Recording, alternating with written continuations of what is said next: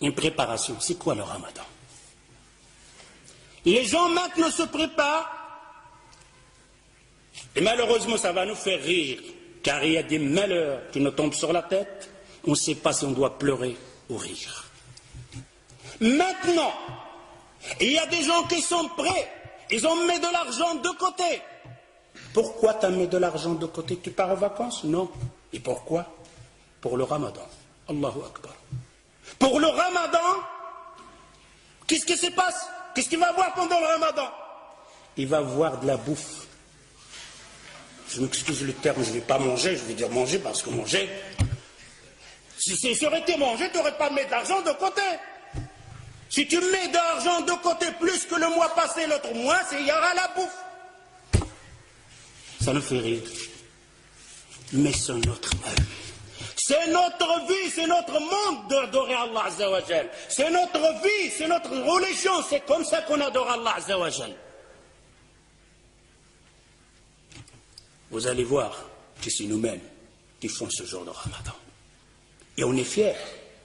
On est là à dire, ah, j'ai fait le ramadan. Oh, il n'a pas fait le ramadan, lui. Et toi qui as fait le ramadan, c'est comment? Hallo fukr mosso. Hallo fukr mosso. Il se prépare, il a mis de l'argent de côté pour le ramadan. Il va manger de toutes sortes. Et si vous voulez avoir la preuve, posez la question aux boucheries dans votre quartier. Il y a un boucher ici, je m'excuse. Oh, toi le boucher, quel mois que te fait la grande recette? Quel mois?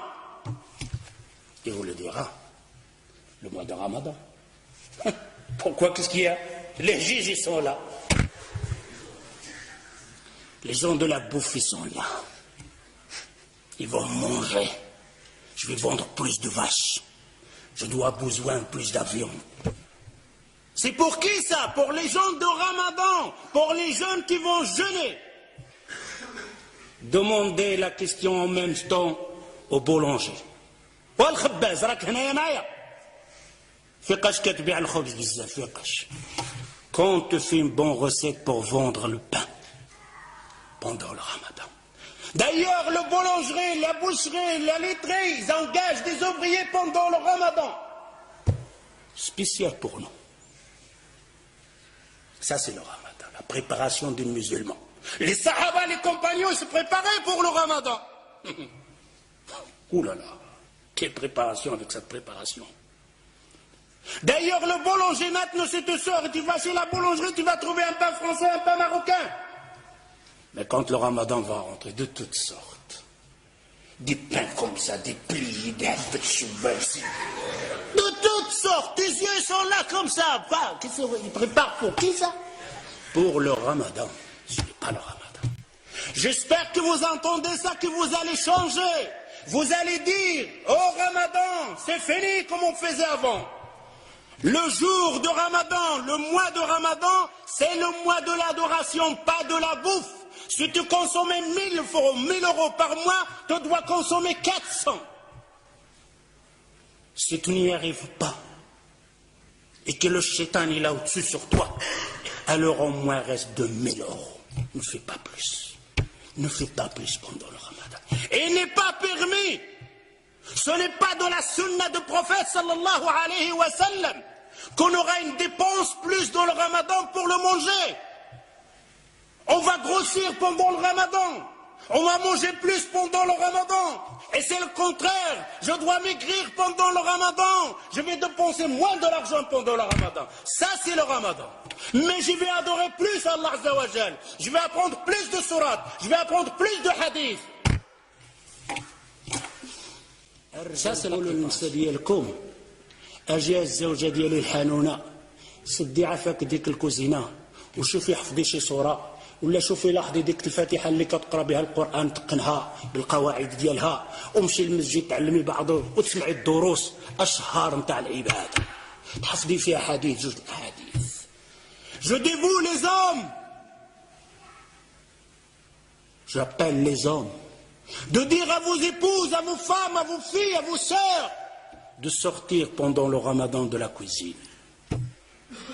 Dis à vos femmes de fermer le robinet de gaz pendant le Ramadan. mon épouse, allez apprendre le Fatiha bien. Celle que tu récites que dans ta prière et tu ne sais même pas comment tu la récites. Allez apprendre une sourate en plus. Allez apprendre un hadith en plus. Et à Maghreb, tu nous fais une tasse de verre, de thé ou quelque chose comme ça pour passer la faim. Car il nous attend une autre adoration qu'on appelle At-Tarawih. Quel Tarawih. Quand il a rempli la table avec le bouffe, l'a mangé de toutes sortes.